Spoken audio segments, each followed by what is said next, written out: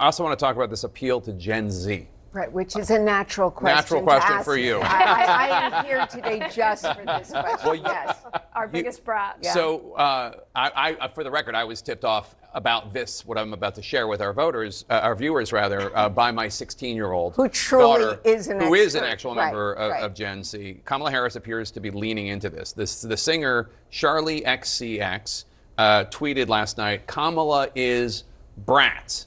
And this is in reference to her album. It's called Brat. Kamala has branded her Kamala HQ Twitter page with the same aesthetic of the album. That's another Gen Z word, aesthetic. It's even becoming a trend on TikTok. Special Gen Z correspondent Jamie, what can you tell us about it? So first of all, just for my producer Elizabeth Stewart, who will spit out her coffee as I say this, I am supposed to say, "That's brat." And for those who are not in the know the way I am, that is a cool thing. It has a color. Chartreuse is the color, and Kamala Harris has adopted that for whatever social media page that is. But I have brought some notes because I knew you would want a definition. Okay, here we go. Charlie XCX, who I do know, quote, "Brat.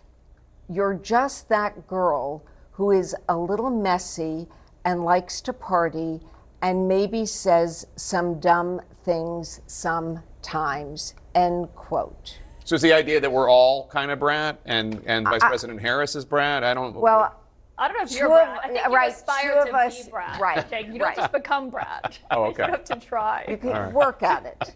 I will aspire to be brat.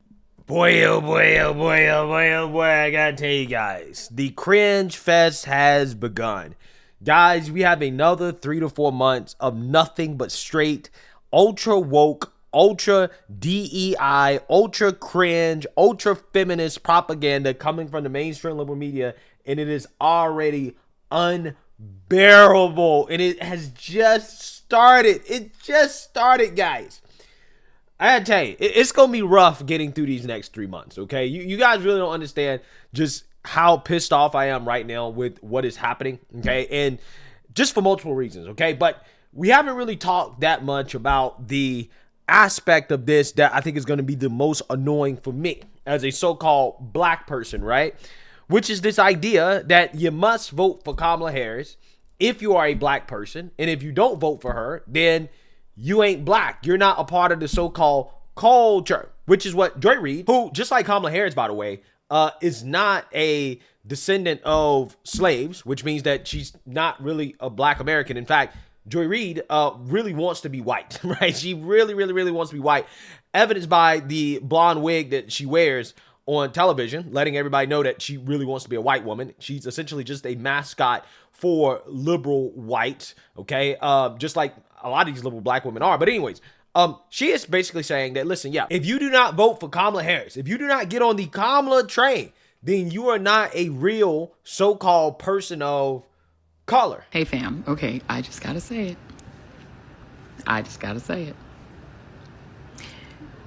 Given the just stratospheric entrance of Vice President Kamala Harris into the presidential campaign, and she has now secured enough delegates to become the nominee, you're going to look real crazy being on the other side of that line, particularly as a person of color, but really as anyone who claims to have any connection to the culture.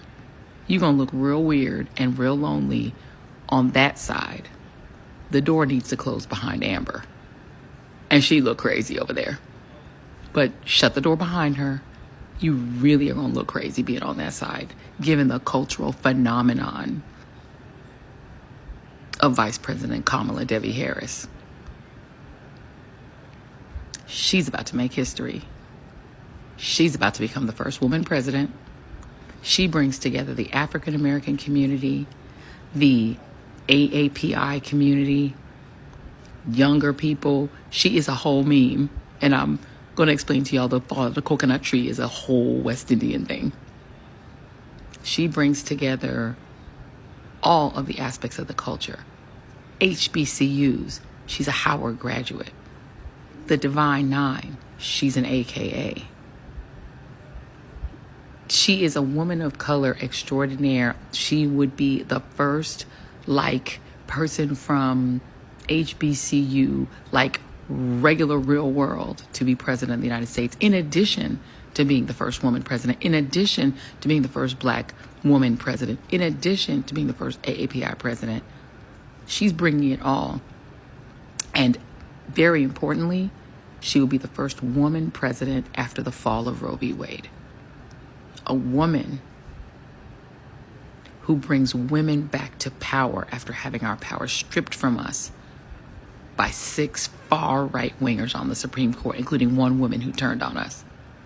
Baby, this is a cultural moment.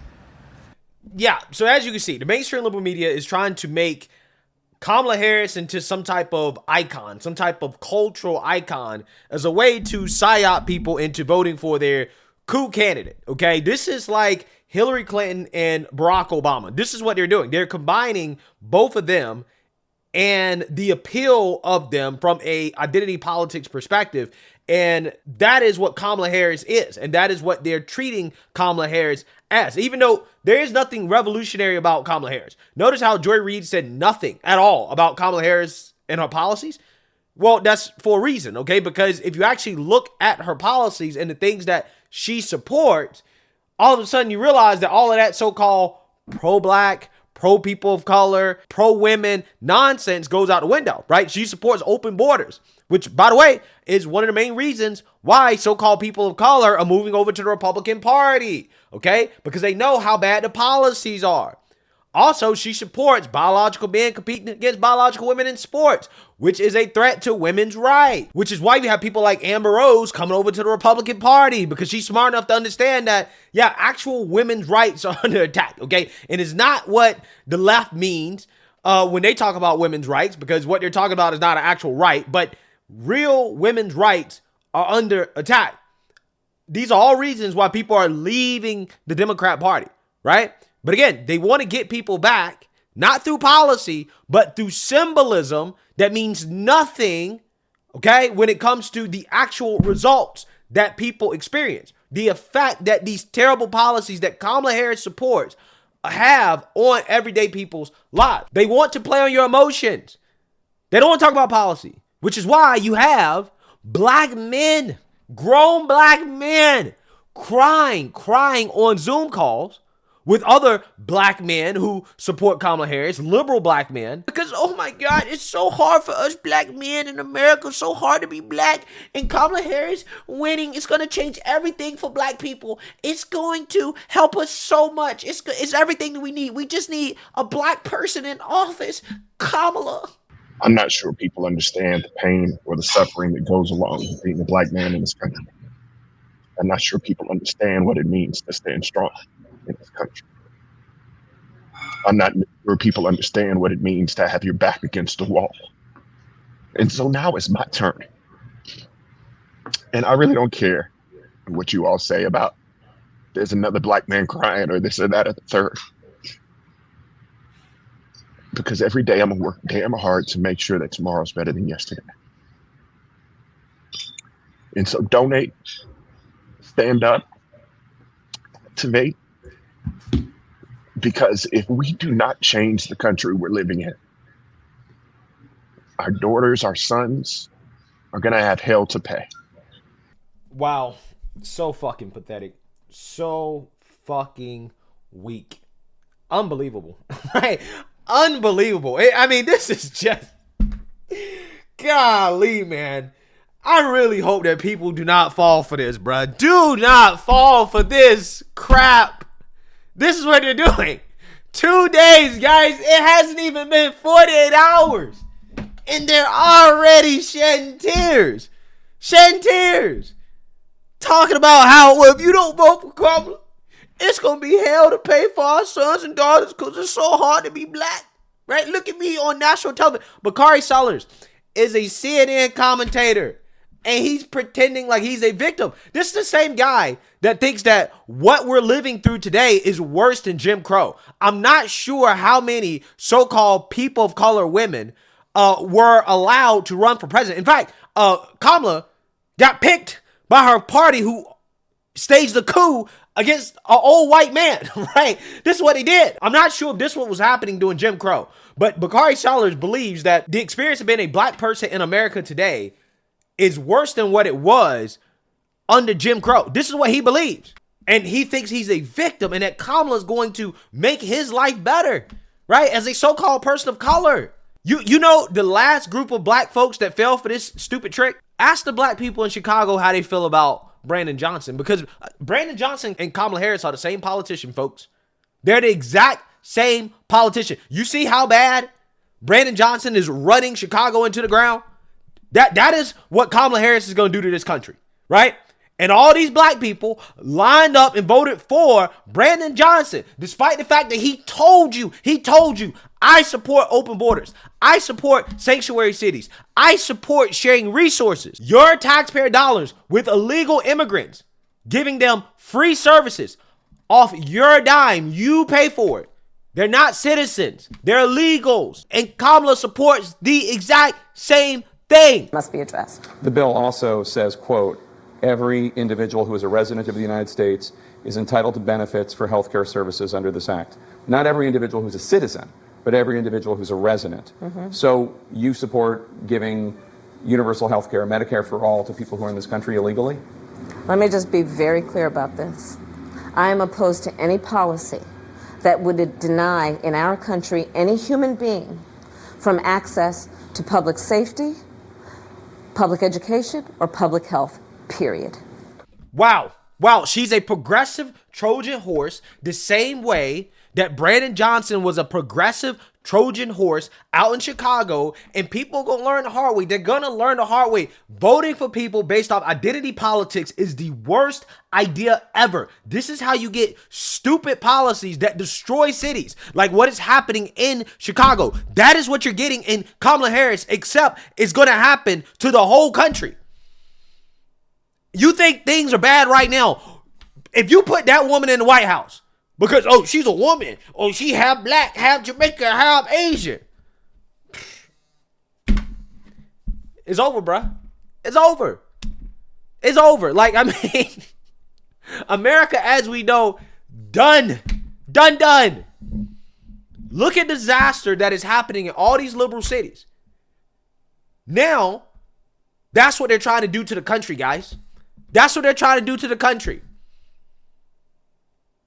And Kamala Harris is the Trojan horse for it, and all these clowns are going to get behind it because of identity politics. Do not fall for this. Please do not fall for this. Look at how black voters in Chicago are regretting their vote for Brandon Johnson right now. Look at those people. Listen to them. They're telling you. This is a Trojan horse.